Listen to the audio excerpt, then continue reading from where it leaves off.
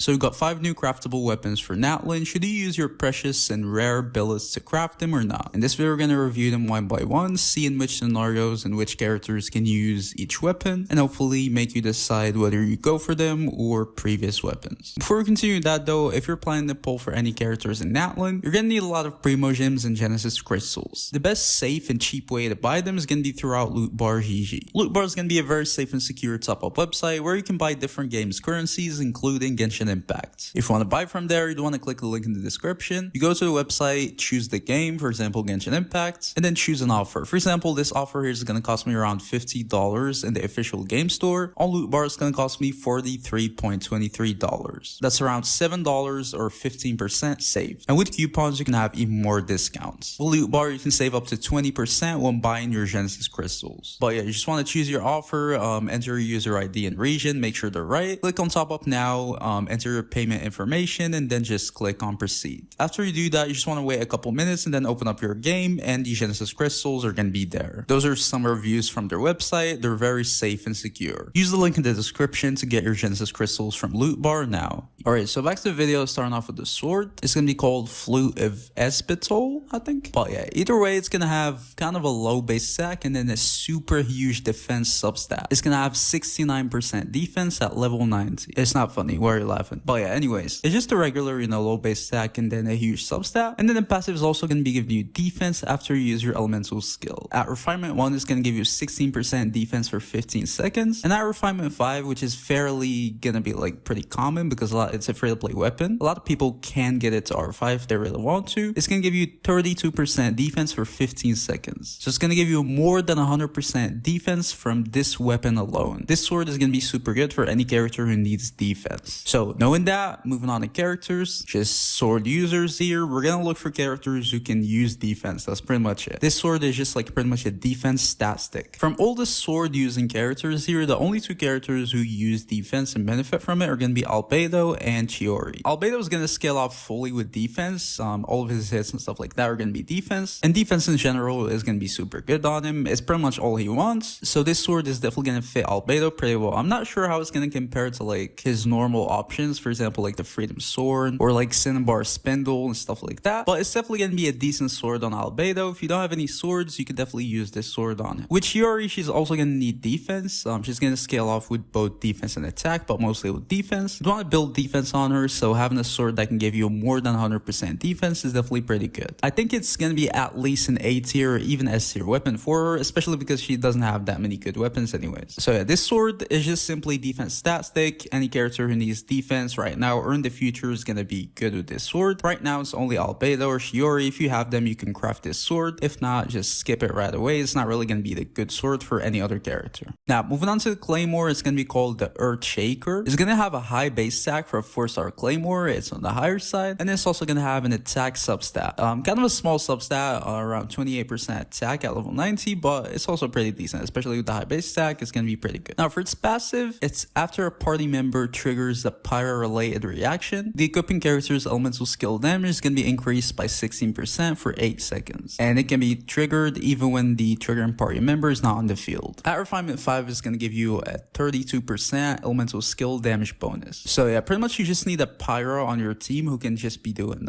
pyro reactions, and whenever this happens, the character using this weapon is going to have its elemental skills damage increased. So for example, you can play any character with like Ling, for example. She can apply pyro off field, and then whenever a pyro reaction is going to be done, the character equipping this weapon is going to have their elemental skill damage increased. So this weapon is just going to give you like some attack, high base stack also, and then elemental skill damage bonus. As an attack stat stick, we already have a lot of claymores that can do that, so that's not really going to be something that we're going to rate this weapon on. So the only like new and good thing about this weapon is going to be the elemental skill damage bonus. And moving on to claymore characters, not many claymore users really deal damage with their elemental skills. The only 2 I could think of right now are going to be first of all Navia. Navia is going to be dealing damage with her elemental skills, so buffing it is going to be pretty good. But the thing is also you need a pyro reaction, so if you're not playing her with Ling or at least a pyro, then it's not really going to be a good claymore to use because the passive is going to be completely useless. You're going to need to play her in a Ling team. It's a good team for her, so if you're playing her in that team, it's going to be pretty good. But other than that, it's not going to work on any other team. So it's going to work on Navia when she's played with pyros, and then the last character is going to be Kinnish. He's going to be played with pyros anyways because you'd want to play him in a burning team, so this weapon is mostly going to work on him as a good free-to-play option. Other than that though, most characters don't really deal enough damage with their elemental skills to justify using this weapon, and if they do, they just don't want attack. The only character I can think of is like Diluc, but he deals a lot more damage other than his elemental skill that this weapon is just not going to be worth it. So yeah, for the claymore, it's either Navia or Kinish. If you don't have any weapons for them, this claymore is going to be worth crafting. If not, then yeah. Now, moving on to the polearm, it's going to be called Footprint of the Rainbow. Average base stack for a 4-star polearm. Then it's also going to have a defense substat. It's more balanced than the sword. The sword had like low base stack and then super high defense. This is more balanced, just like average base stack and then kind of average-ish substat too. The passive is going to be pretty simple too. Use your elemental skill. Your defense is going to be increased by 16%. At refinement 5, it's going to double. It's going to be 32% for 15 seconds. So it's pretty much just also like a polearm defense stat stick. We go to polearm characters. The only 2 characters who can use defense are going to be, first of all, Yunjin. That's going to be a super good polearm for her. It's just going to give her a lot of defense, which is what she needs. And then the second character is going to be Kashina. Her personal damage is going to scale off with defense too. So this is probably going to be her best free-to-play weapon. So yeah, it's only Kashina and Yunjin, but I like this polearm to be honest. It's literally the first defense polearm we got since the game got released. So it's good for any polearm defense users who just simply never had a good defense polearm or any defense polearms, just straight up. So for these 2 characters who actually need defense and they're polearm users, or any new polearm users that are going to benefit from defense, this is going to be a very good weapon for them, at least as like a stat stick. So yeah, I like the polearm a lot. It brings something new, definitely good value for your account. If you want to craft it, I'd say definitely go for it. Now, moving on to the bow, the Chainbreaker. Attack is going to be high for a 4-star bow. And then the substat is also going to be attack. It's going to be 28% attack, kind of a low substat. That's going to be the exact same thing as the Claymore. Now, the passive is that for every party member you have from Natlan, or who has a different elemental type from the equipping character, the equipping character gains 4.8% attack increase. And when there are like 3 characters that are either from Natlan or have a different element, the equipping character is going to gain some elemental mastery, 24. At refinement 5, you're going to be getting 9.6% attack per stack and 48% elemental mastery. So the total attack is going to be like 28% and then 48 elemental mastery. This is all this weapon gives you, plus the attack from the substat. So it's just attack and elemental mastery. The thing is though, you need to use 4 different elements on your team for this weapon to work, which is not really ideal in a lot of teams. If you don't, then you're going to lose out on the elemental mastery buff and also the attack buff, which is going to make this weapon super unusable in a lot of teams. Also, I'm not sure how the stacks are going to count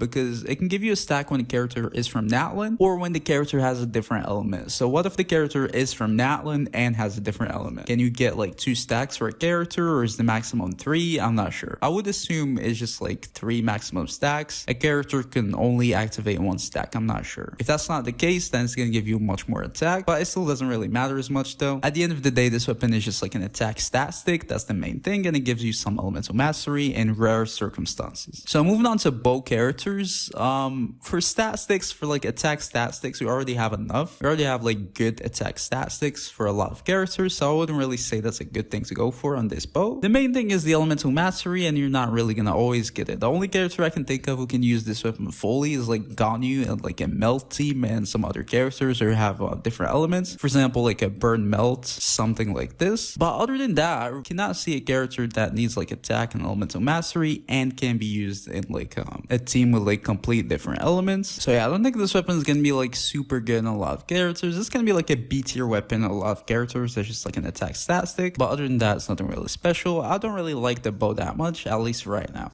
Now, finally, we have the catalyst. It's the Ring of Yaxche, I think. It's going to have average base stack and then an average HP substat. For 4-star weapon, at least, it's going to give you 41% HP at level 90. Now, moving on to the passive, when you use an elemental skill, every 1000 HP is going to increase your normal attack's damage by 0.6% for 10 seconds, with a maximum of 16%. So it's going to max out at like 25 to 30,000 HP, something like that. I'm not going to calculate it, but yes, like 25 25,000 30k HP. It's also going to help you with HP. Any character who needs HP is going to have that anyways. So you're probably going to be able to max out this effect most of the time. At refinements is going to be a maximum of 32%, but the rate that you gain the HP by is not going to be, so it's going to be harder to fully maximize this weapon actually, which is kind of weird. Like 0.6 for 16%, 32 should be 1.2, but it's only 1% here. So I don't know what's going on with that, but either way, it's a good weapon as like an HP stat stick, and it's perfect for any character who needs normal attacks damage. So moving on to Catalyst users, the only character who I can see using this weapon fully is going to be DPS Kokomi. It's going to give her HP and then also buff her normal attacks, which is perfect for a DPS Kokomi. Think it might be her best in slot as a DPS weapon, I'm not sure, but it's definitely going to be pretty good. Now for the rest of the characters, as I said before, really any